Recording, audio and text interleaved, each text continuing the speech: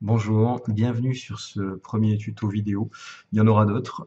Ce tuto est consacré au déménagement de votre WordPress, d'un de vos WordPress, hébergé chez un hébergeur quelconque du reste, et le transfert de ce même WordPress intégralement sur la console WP Server, donc chez votre hébergeur WP Server. Donc la première des opérations va consister en l'ajout d'un WordPress chez WP Server. Nommez votre WordPress comme d'habitude, nom de l'admin maintenant, le mot de passe, voilà, et vous créez. Donc, opération entre 15 et 30 secondes. Votre WordPress est nouvellement créé. Allez vérifier l'état du WordPress, vérifier les permaliens, tout fonctionne, ok c'est bon. Restons-en là pour l'instant. Donc le premier WordPress de votre console WP Server est créé.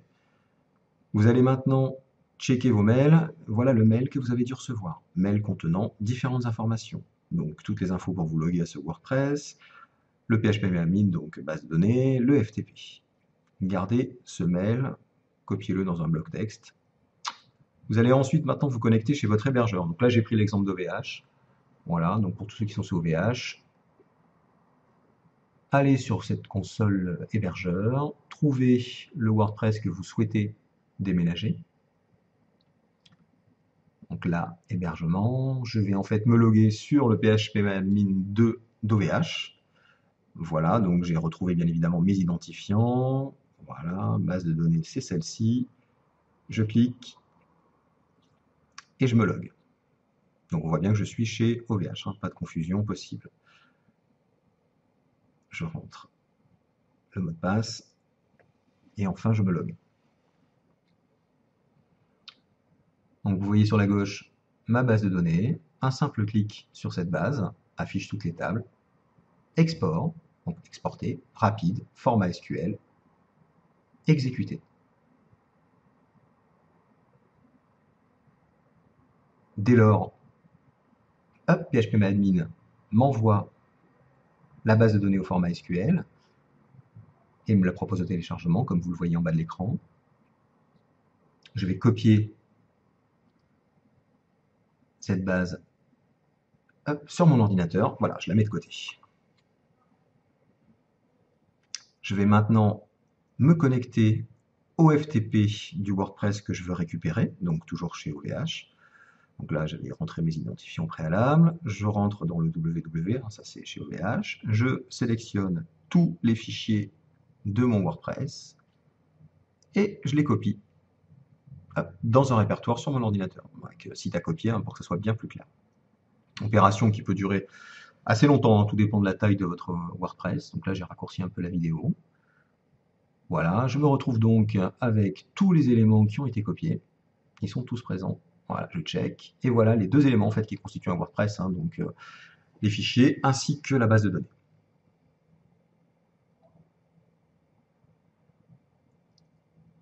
Je vais maintenant, depuis ma console, accéder à mon PHPMyAdmin WP Server. Donc je clique, hop, je suis automatiquement logué, c'est marqué juste en haut, allez sur ma base wpserver.net. Je récupère mon mail, je rentre mon identifiant,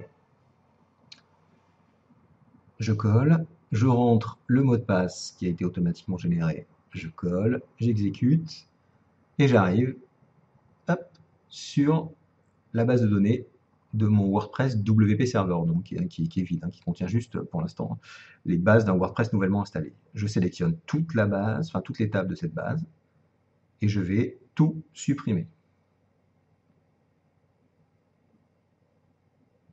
Suppression, je valide. Cette table est désormais totalement vide. Il n'y a plus rien à l'intérieur. Je vais donc maintenant importer tous les éléments de formation WP Mode 2, en fait, qui est mon WordPress, le WordPress que je veux déménager. Donc, importer, choisir le fichier, donc hop, il est là, je le vois. Je le clique, je le sélectionne, je ne touche à aucun autre paramètre, je descends et j'exécute l'import. Voilà, l'import s'est bien déroulé, en 34 requêtes exécutées. Tous les éléments sont bien présents.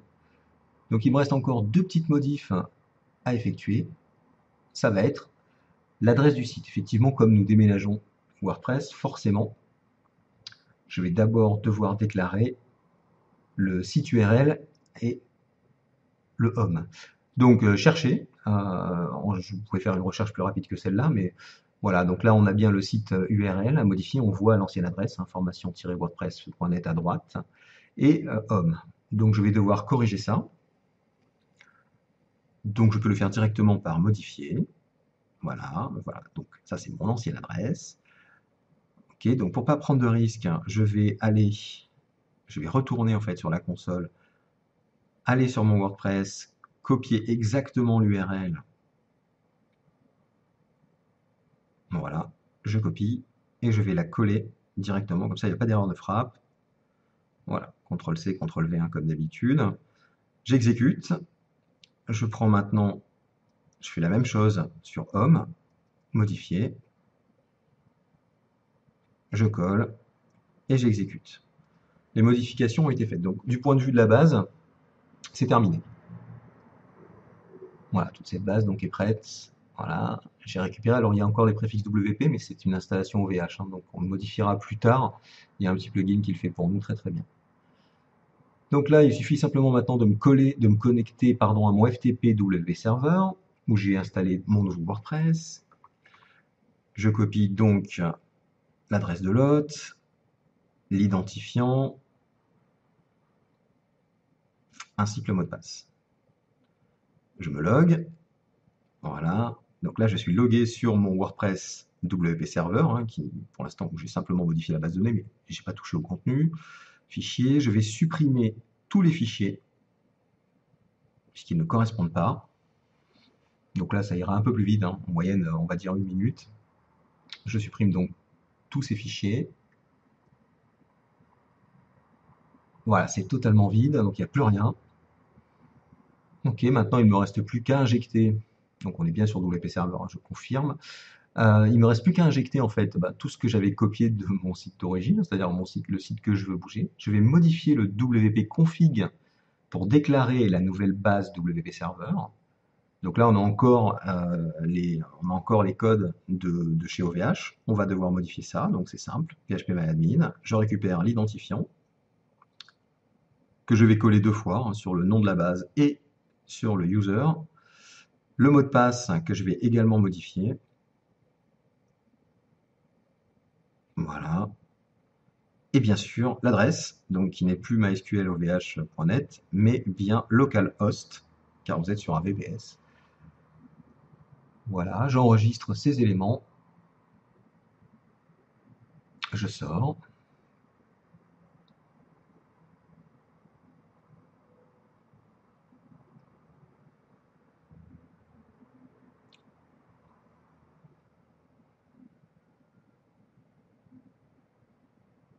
Je récupère tout, je copie et je colle.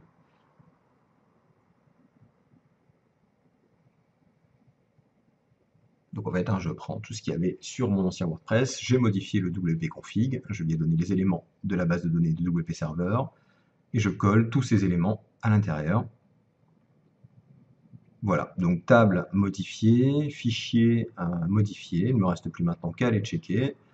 Je vais aller sur le WordPress, donc l'URL est la bonne. Pour vous loguer, utilisez l'URL de connexion que vous utilisiez précédemment, hein, sur votre WordPress hébergé chez OVH. Donc là, ça sera WP Login, on fera les modifications plus tard. L'identifiant, donc vous mettez votre ancien identifiant, votre ancien mot de passe, vous vous loguez. C'est parfaitement fonctionnel, voilà, j'ai pas d'erreur. Je vais dans les extensions, et la première des choses que je vais faire, c'est ajouter la purge du cache Varnish, car nous travaillons en Varnish sur WP Server. Donc vous tapez purge Varnish dans l'ajout d'extension, vous faites une recherche, c'est le premier qui sort, Varnish HTTP Purge. Vous validez l'installation. Une fois l'installation effectuée, activée, et vous pourrez purger le cache immédiatement. Voilà, c'est purgé. Allons jeter un œil pour voir si le rendu est bon. Donc normalement il devrait y avoir site à copier. Voilà, donc site à copier. La copie s'est déroulée parfaitement. Les pages, les liens, tout est fonctionnel. Il ne restera plus maintenant qu'à rajouter quelques petits plugins. Je vous donnerai toutes les infos à l'issue de cette vidéo, juste en dessous, hein, vous le verrez. Vous avez également les MU plugins à installer, idem, je vous donnerai toutes les infos sous cette vidéo. Voilà, votre site est intégralement copié, images, médias, tout est là. Je vous dis à très bientôt pour une prochaine vidéo.